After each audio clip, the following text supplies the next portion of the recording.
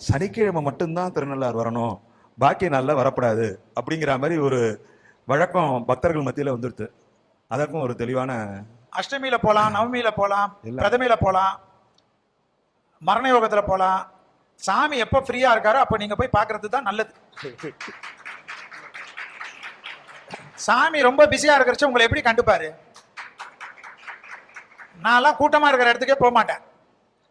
சாமி ஃப்ரீயா இருக்கணும், நம்ம கூட சாமி கூட லவ் யூ சொல்லணும், சாமியோட நம்ம உட்கார்ந்துக்கணும். சனிக்கிழமை மட்டுமா சனி பிடிப்பாரு.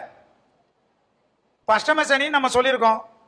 சிம்ம ராசிக்காரங்க தான் கொஞ்சம் இருப்பீங்க, அதனால சொல்றேன். இல்லைன்னா மேஷ ராசிக்காரங்க இருப்பீங்க. 7.5 சனின்னா அடுத்த 7.5 வருஷத்துக்கும் சனி இருக்காரு. அவர்னா சனிக்கிழமை மட்டும் ஸ்பெஷல் டியூட்டியா எடுத்து பண்ண போறாரு. ஸோ எல்லா நாளும் 24 மணி நேரமும் எல்லா சன்னிதானத்துக்கும் எல்லா கோயிலுக்கும் போலாம். பகவான் எப்போ உங்களை பார்க்கணும்னு விருப்பப்படுறாரோ அப்பதான் உங்களுக்கு தரிசனமே. அதை ஞாபகத்தில் வச்சுக்கோங்க. நீங்க போய் பகவானை பார்க்க முடியாது. நீங்க போய் பகவானை பார்க்க முடியாது. கோயில் திறந்திருக்கிற நேரத்தில் போலாம். 24 மணி நேரம் செல்வி சொல்லிட்டாரு கோயில் திறக்கலன்னு ஒன்று எழுதுவீங்க, குதர்க்கத்துக்கு இல்லை. கோயில் திறந்திருக்கிற நேரத்தில் போயிட்டு சந்தோஷமா உட்காருங்க. தினம் தினம் சனீஸ்வரரை வழிபாடு பண்ணுங்க. அன்னதானத்துக்கு கைங்கரியம் பண்ணுங்க. அன்னதானத்துக்கு கைங்கரியம் பண்ண பண்ண பண்ண நம்ம வாழ்க்கையில் அட்சய பாத்திரம் நமக்கு உண்டு.